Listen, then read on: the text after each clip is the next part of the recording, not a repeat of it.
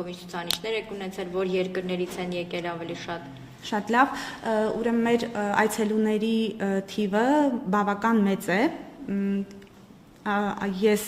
կարդացել եմ օտարերկրյա տուրիստական կայքերում, որ Հայոց ցեղասպանության թանգարանը Հայաստանի 3 ամենաայցելվող թանգարաններից է։ Անցյալ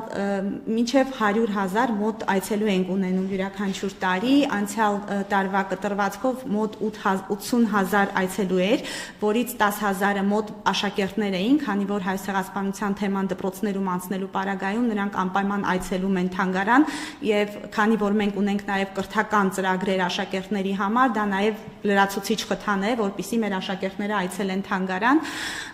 Ի տարբերություն մյուս տարիների ունենք այցելուների աշխարհագրության փոփոխություն, եթե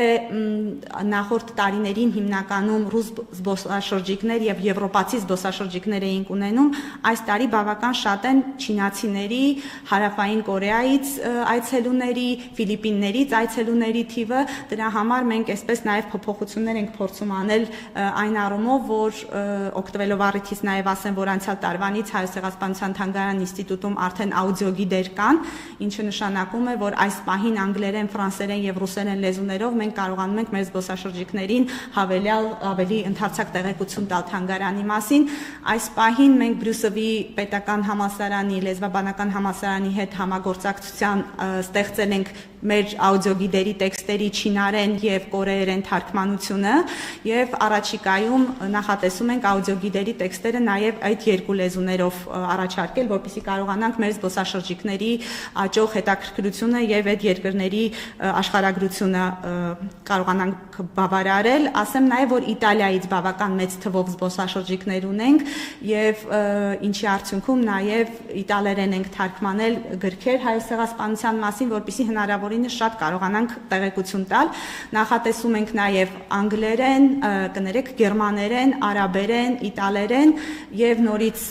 ուզում եմ նշել, որ անցյալ տարի ստեղծվեց Հայոց ցեղասպանության թանգարանի ցուցադրության հիման վրա պատկերագիրք, որը արդեն մի քանի լեզուներով թարգմանել ենք, դա եւս մի հնարավորություն է զբոսաշրջիկներին հավելյալ տեղեկություն տալ Հայոց ցեղասպանության մասին։ Իսկ Թուրքիայից այցելություններ ունենում եք։ Այո, զբոսաշրջիկների, թե միգուցե գիտնականների, չգիտեմ, գործընկեր։ Ինչպես միշտ ամեն տարի մի քանի 100 թուրք զբոսաշրջիկ ունենում ենք թանգարանում, անցյալ տարի մոտ 300 թուրք զբոսաշրջիկ է եկել, ասեմ, որ նաև լինում են Թուրքիայից հայեր, իհարկե բնականաբար, բայց այդ 300 թիվը դա հենց թուրք զբոսաշրջիկներն են։ Գիտնականների հետ կապ գիտեք, որ կան թուրք գիտնականներ, բավականին հայտնի, որոնք զբաղվում են Հայոց ցեղասպանությամբ, բայց իրենք Թուրքիայում չեն, քանի որ Թուրքիայում բացեիբաց Հայոց ցեղասպանության ուսումնասիրությամբ զբաղվել հնարավոր չէ, եւ կապը այսպես միջազգային գիտաժողովների ժամանակ եւ այլն, եւ քանի որ խոսեցի միջազգային գիտաժողովների մասին, ասեմ, որ 110-ամյակի ուրեմն շրջանակներում նախատեսել ենք նաեւ մեծ միջազգային գիտաժողով, որը տեղի կունենա մայիսի վերջին, մոտ 40 գիտնական է մասնակցելու Հայաստանից եւ արտերկրից, հիմնականում Հայոց ցեղասպանությամբ զբաղվող բոլոր հայտնի խոշոր գիտնականները կգան Հայաստան, կգան Երևան, գիտաժողովի նպատակն է գնահատել, թե մինչեւ հիմա Հայոց ցեղասպանագիտության ոլորտում ինչ է արվել, ինչ հետազոտություններ են արել, ինչ բացեր կան եւ հաջորդ 10-ամյակը կամ 20-ամյակը ինչ ուղղությամբ պետք է զարգանանք, ինչ հետազոտություններ պետք է անենք, որպեսզի կարողանանք լրացնել այն բացերը, որոնք այս պահին կան Հայոց ցեղասպանագիտության բնագավառում։ Եվ 110-ամյակի միջոցառումների համար մի բան էլ ուզում եմ ավելացնել, կարևոր, բոլորիդ շատ լավ հայտնի է, որ ցեղասպանության հուշահամալիրի տարածքում ունենք հուշապատ, որտեղ հակառակ կողմից ամփոփված են այն անձինք, միսիոներներ, դիվանագետներ, ովքեր Հայոց ցեղասպանության տարիներին իրենց բողոքի ձայնն էին բարձրացրել հայերի դեմ տեղի ունեցած բռնություններին, եւ այս տարի միջոցառումների շրջանակներում 110-ամյակի 2 նոր անուն ենք ավելացնելու հուշապատի վրա։ Հունիսի 24-ին դրանում է Ռաֆայել Լեմկինի ծննդյան տարելիցը եւ բոլորը շատ լավ գիտենք Լեմկինի ներդրումը ցեղասպանության տերմինի ստեղծման, ցեղասպանության կոնվենցիայի ընդունման հարցում, թե նաև ինչքան մեծ նշանակություն է ունեցել հայոց ցեղասպանությունը